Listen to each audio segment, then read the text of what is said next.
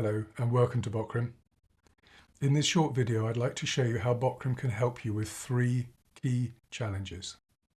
The first is that sexual abuse is rising. The second is that the costs of failing to prevent sexual abuse are rising exponentially. The third is that you probably have little or no protection against those rising costs, and you're being asked to use a practice to prevent sexual abuse that is no longer anything like as effective as it needs to be, either to protect minors and vulnerable adults from sexual abuse or to protect you and your organisation from the consequences of not being able to prevent sexual abuse. I'm Tim Jaggs. I'm BOKRIM's founder. If you work for a youth or vulnerable adult serving organisation, you know how important it is to keep children in a safe environment. You understand how important criminal background checks are. You understand how important it is that everybody is trained to understand what sexual abuse is, how to identify it, and what to do if they do identify it. You also know how important it is that children and adults shouldn't be alone together. What you may not know is that adult-on-child sexual abuse over the last 10 years has doubled. Child-on-child sexual abuse has increased 5 times. Quite simply, the Safe Environment Programme that you use to try to prevent sexual abuse hasn't changed since it was first introduced in 2002, and it hasn't adapted at all to the new and different ways in which sexual abuse can happen. Another thing you won't be aware of is that the consequences of not being able to prevent sexual abuse have risen exponentially. A few years ago, when sexual abuse was discovered, lawyers would get together to negotiate a settlement that was designed to keep the abuse secret. This meant that disruption was kept to a minimum and reputations were maintained. Today, that's not going to happen. If sexual abuse is suspected, a criminal investigation by law enforcement is quite likely. That could take 2 years. There's no chance of privacy during a criminal investigation.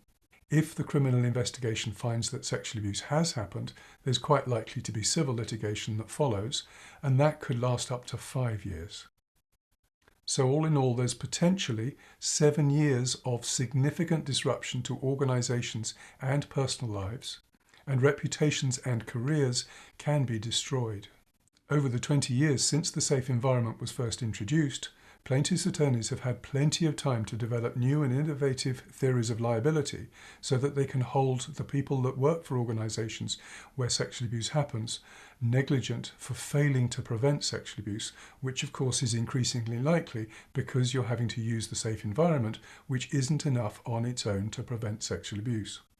Last, the financial consequences of not being able to prevent sexual abuse have been completely transformed. A few years ago, a very large sexual abuse settlement or jury award would have been $2 million. 2 months ago, in New Mexico, a girl was awarded $485 million for the sexual abuse she suffered in 2017. The sexual abuse risk landscape has been completely transformed, and yet we're still using a 20-year-old approach to try to prevent sexual abuse, and that 20-year-old system was designed to protect children and vulnerable adults.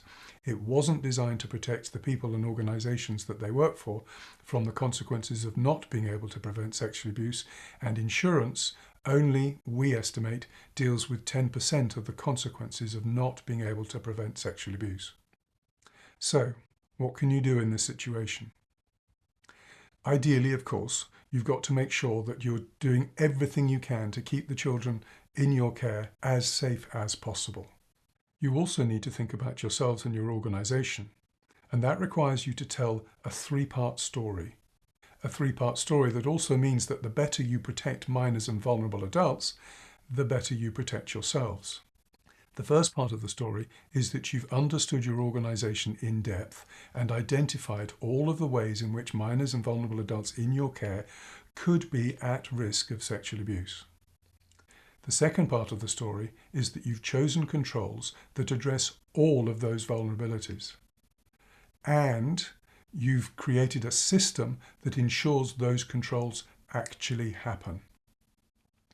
The third part of the story is that you use your system and you record your use of it conscientiously over the long term, so that when a plaintiff's attorney argues that you're lazy or stupid or incompetent or uncaring, which they will, you will have the evidence that clearly demonstrates that you were anything but, that you were diligent in trying to protect minors and vulnerable adults from sexual abuse.